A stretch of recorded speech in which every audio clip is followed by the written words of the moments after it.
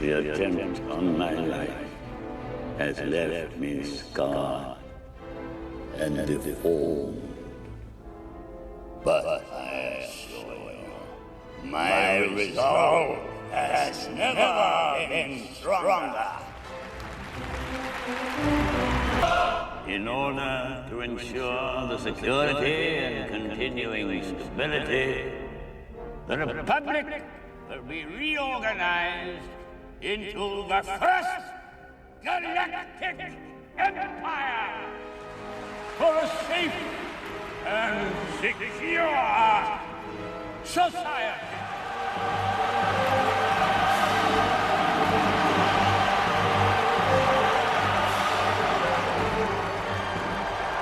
So this is how liberty dies. With thunderous applause. Oi, gente. Pois é, Bolsonaro foi lá na ONU, fez o seu discurso, e o discurso dele, claro que tem aquele lugar comum, né? Uma vergonha, um vexame, trazer teorias da conspiração, algumas delas apresentadas ali na ONU, né? Com um pouco, assim, não tão cruamente apresentadas, mas eram várias teorias da conspiração, né? E a gente vai falar sobre isso no vídeo de hoje. E eu quero pegar um enfoque que Bolsonaro levou o pensamento da extrema-direita conspiratória, para dentro da ONU. E para quem consome esse material, eles devem ter adorado, eles se sentiram representados, devem ter ficado orgulhosos, vão ficar dizendo que o discurso foi maravilhoso. Então vão dizer que foi um discurso muito bom, porque ele de fato representa o pensamento da extrema-direita. Então é um discurso que ele reflete um determinado ponto de vista. É um ponto de vista acientífico, é um ponto de vista que ignora uma série de evidências, e é um ponto de vista altamente apelativo para emoções e para sentimentos, também é. Mas nós vamos abordar isso no vídeo de hoje. Se você chegou agora, o canal é a Nova Máquina do Tempo. Eu sou André Teixeira Jacobina, aqui a gente fala de política, de ciência, de filosofia. Tem uma sessão de diálogos com grandes especialistas, em breve vão ter novas figuras lá. E também, eu tive uma notícia boa esses últimos dias, acho que vai dar tudo certo. E o Filosofia Popular, normalmente às sextas-feiras, trazendo uma análise de filmes, jogos, quadrinhos, livros, enfim, produtos culturais, normalmente às sextas-feiras. Bem, vamos falar sobre o que é que o Bolsonaro trouxe no tal do discurso dele lá na ONU, né? Primeiro ele começa falando de Deus, restabelecer a verdade e de liberdade. Ele foca muito nessas três coisas: Deus, a verdade e a liberdade.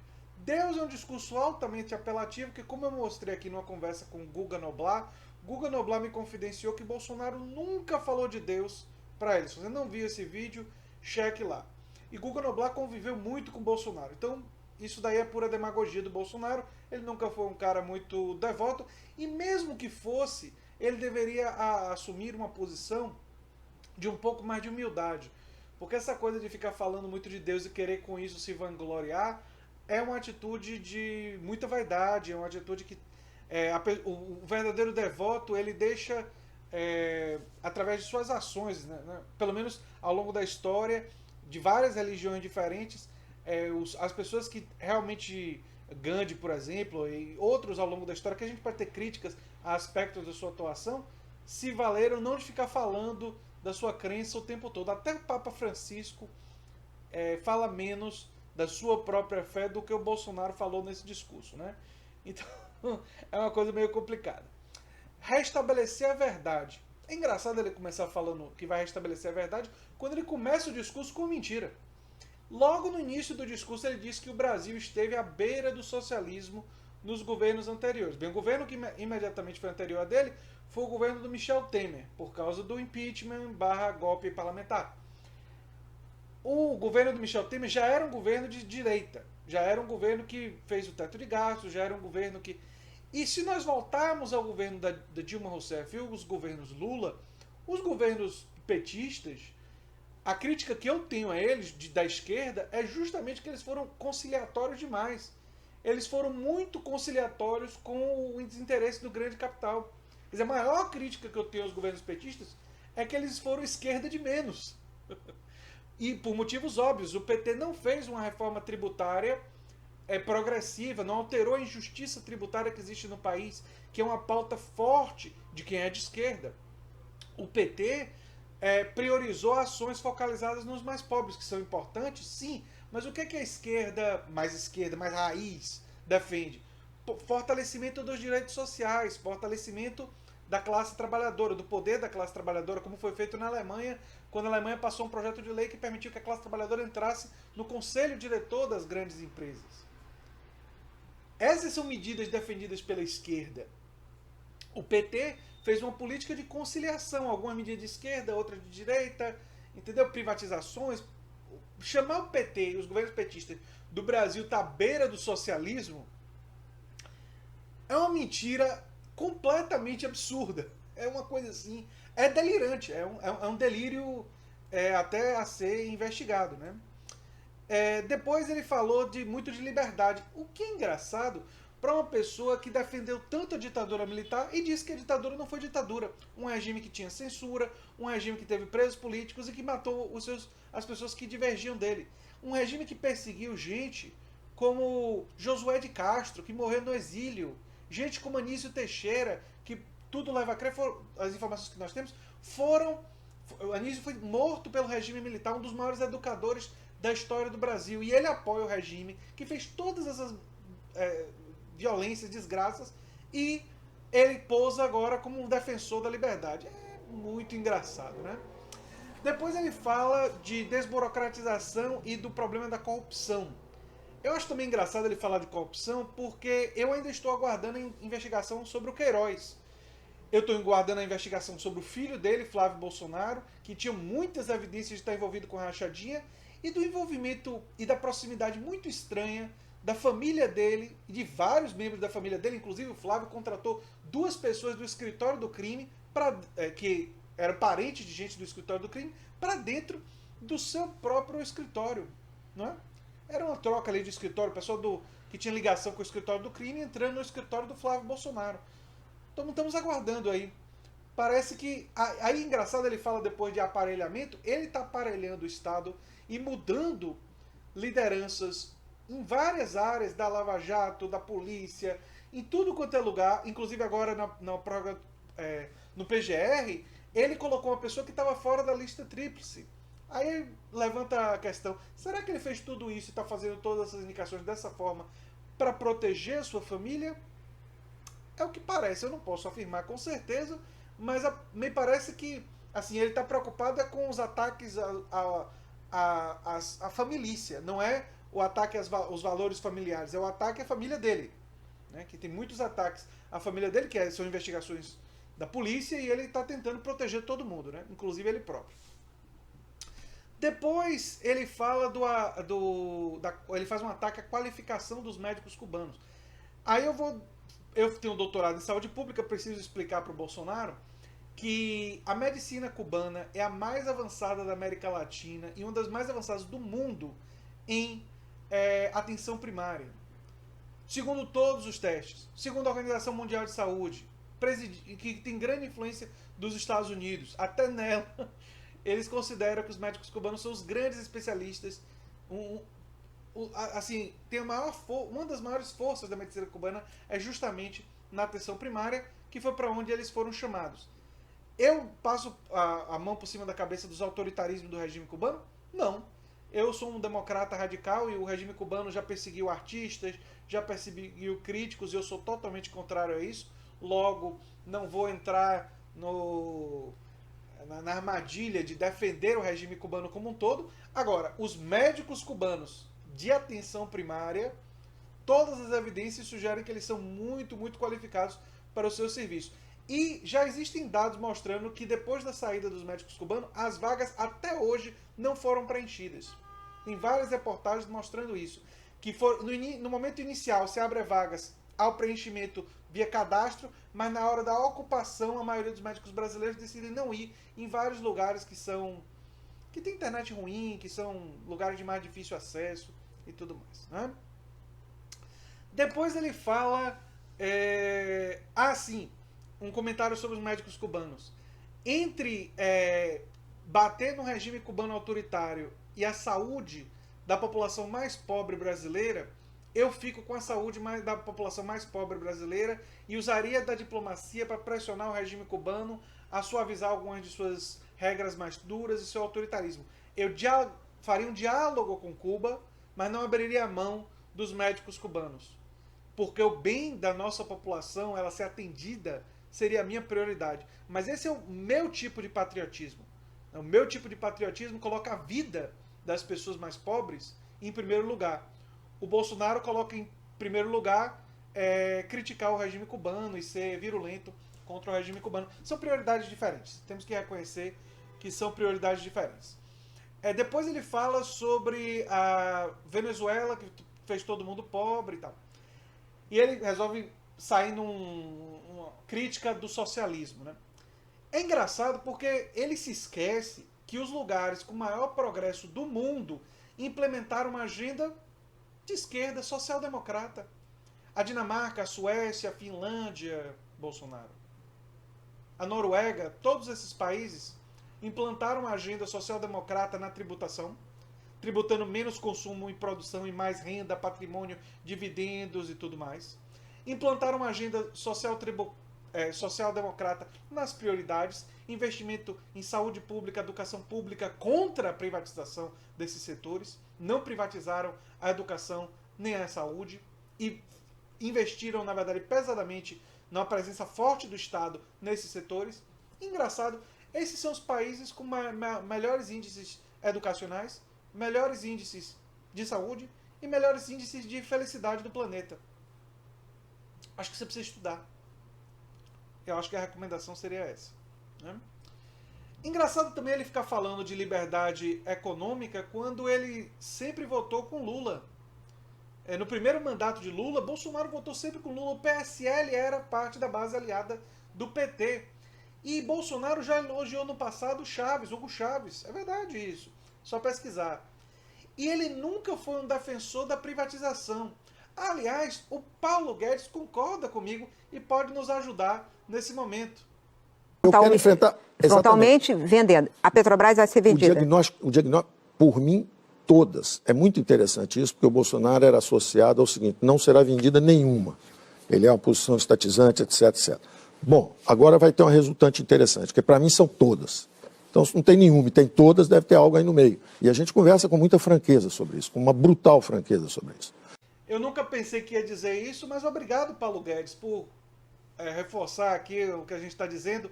Eu não concordo com as suas ideias, mas pelo menos nessa informação você não estava equivocado, né? Sobre aparelhamento, eu sugiro que vocês assistam um dos últimos Greg News, né? Ele fala de queimadas indígenas. Eu gostaria muito de ver evidências. Eu nunca tinha ouvido falar que indígenas queimassem a floresta por causa de sua cultura. Não estou dizendo que é impossível, mas gostaria que isso fosse demonstrado, falasse de alguma reportagem, alguma pesquisa que indica isso e ver a extensão disso. Porque aí você acha uma tribo pequena que faz isso e você fala como se fosse uma coisa absolutamente difundida entre as tribos indígenas e isso pode ser absolutamente pouco representativo dentro da população indígena. E falar de pouco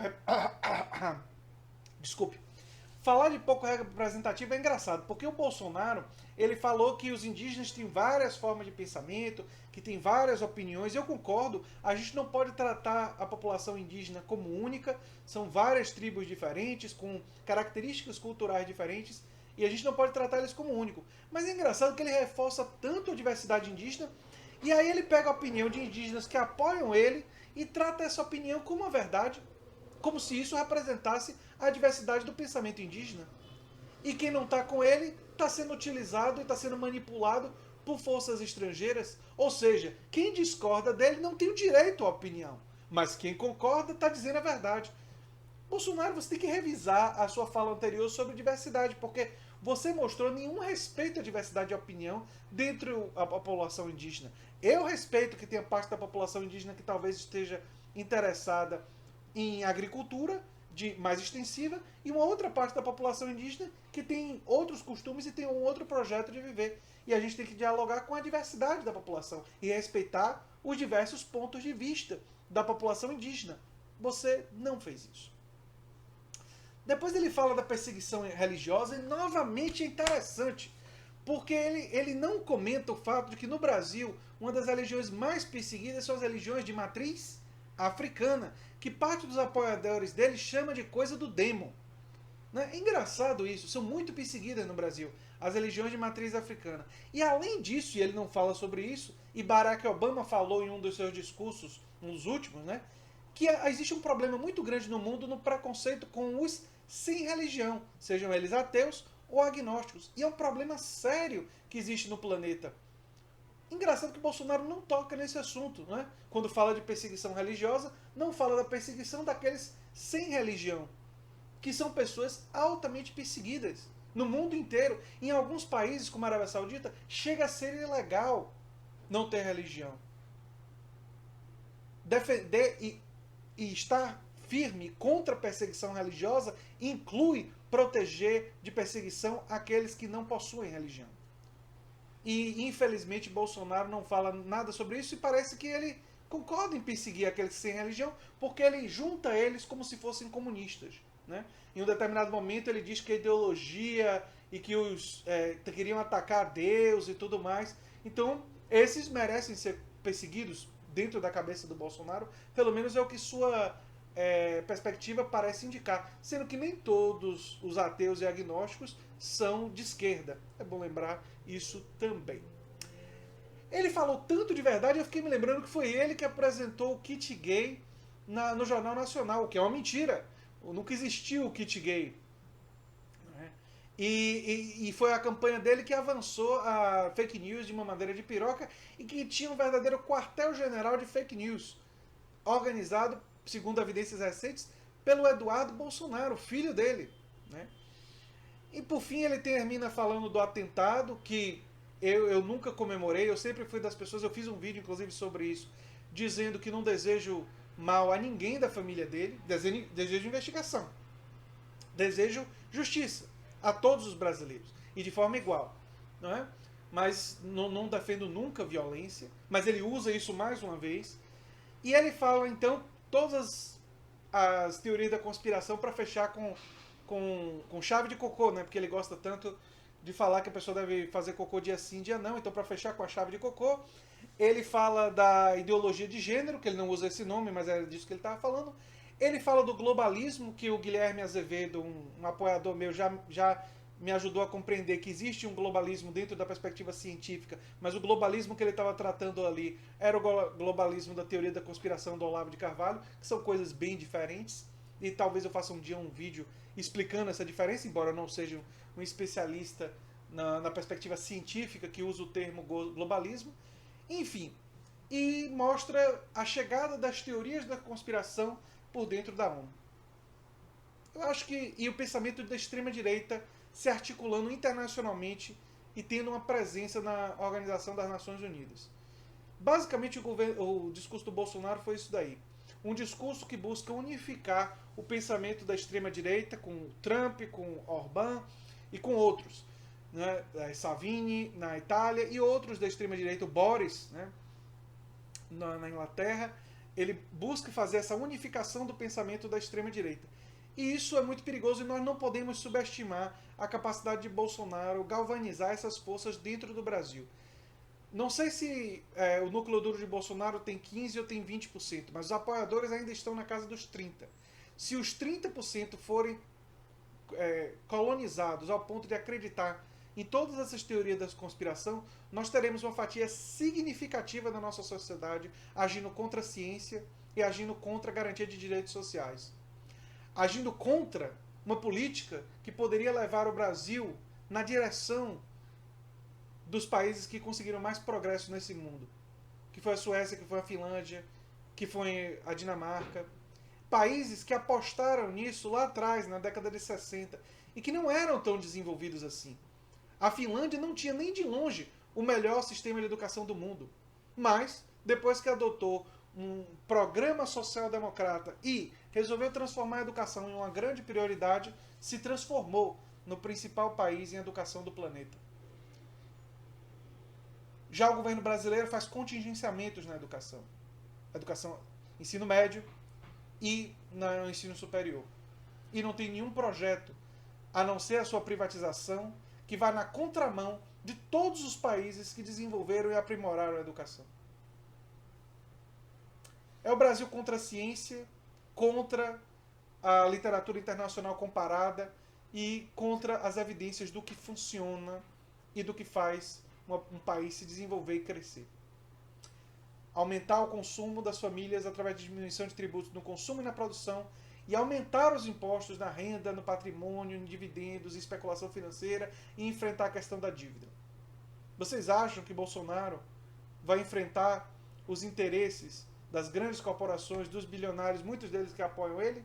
Claro que não. Ele tem um banqueiro, um ligado a bancos do Ministério da Economia. Bem, era isso que eu tinha para falar sobre isso. E fico por aqui.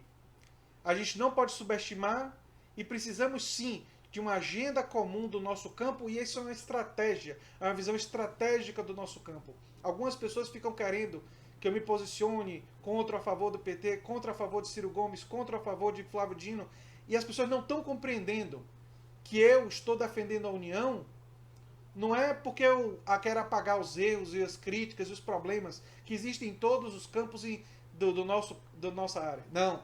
Eu estou defendendo a união programática em torno de uma agenda para que a gente possa derrotar essa agenda antipovo que vem por aí.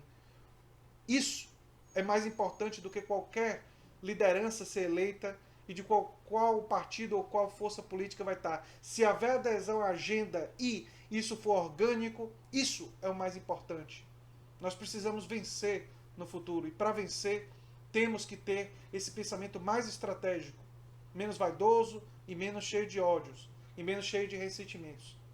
Isso não é fácil, porque muitos erros foram cometidos pelo campo progressista, por partidos progressistas, erros de várias naturezas. E é difícil a gente construir essa união com esses erros existentes. Mas nós temos que fazer isso sem apagar os erros, de forma estratégica, sabendo da existência deles e fazendo a crítica interna e a construção de uma agenda propositiva com unidade. Agregando o máximo que for possível no nosso campo, com vistas numa vitória futura significativa e que implemente uma agenda progressista no nosso país.